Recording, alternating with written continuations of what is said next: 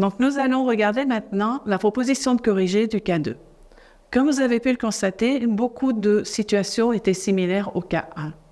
Ce que je peux vous commenter, c'est le cas de Madame la Reine, cas numéro 7, pour laquelle, effectivement, la rupture était une rupture pour inaptitude non professionnelle. Donc, contrairement à la situation du cas numéro 1, vous n'avez pas à lui payer d'indemnité de préavis et vous n'avez pas à lui doubler son indemnité de licenciement. Faites attention, cependant, au niveau de son indemnité de licenciement, puisque dans ce cas, l'indemnité conventionnelle de licenciement était plus élevée que l'indemnité légale. Donc, il fallait bien retenir l'indemnité conventionnelle de licenciement à lui payer. Vous pouviez, après, pour effectuer les documents consécutifs au solde de tout compte, télécharger une matrice.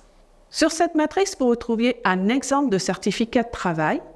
Donc, ce dernier reprend les éléments nécessaires, le nom, l'adresse, le poste du salarié et sa période d'emploi.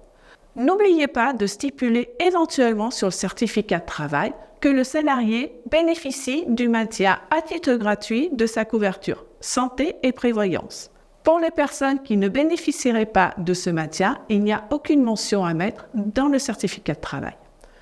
Vous n'oubliez pas de dater et de signer le certificat de travail. En ce qui concerne le reçu pour solde de tout compte, c'est le salarié qui doit vous le signer. Donc là encore, vous reprenez les coordonnées du salarié et vous lui détaillez la somme totale qu'il va percevoir au titre de son solde de tout compte. Vous devez ensuite détailler à quoi correspond le montant total de cette somme. Donc vous allez ici indiquer les salaires bruts qu'il aurait touchés, éventuellement les indemnités de congés payés.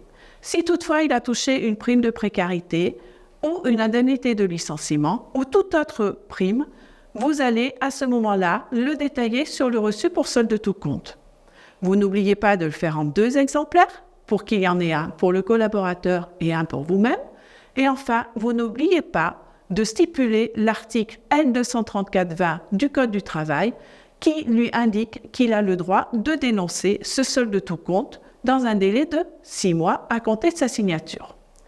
Si toutefois le salarié refusait de vous signer ce solde de tout compte, vous laissez comme ça, vous ne lui faites surtout pas de chantage sur le fait qu'il refuserait éventuellement de signer ce solde de tout compte. J'espère avoir détaillé la correction. On se retrouve pour le cas prochain.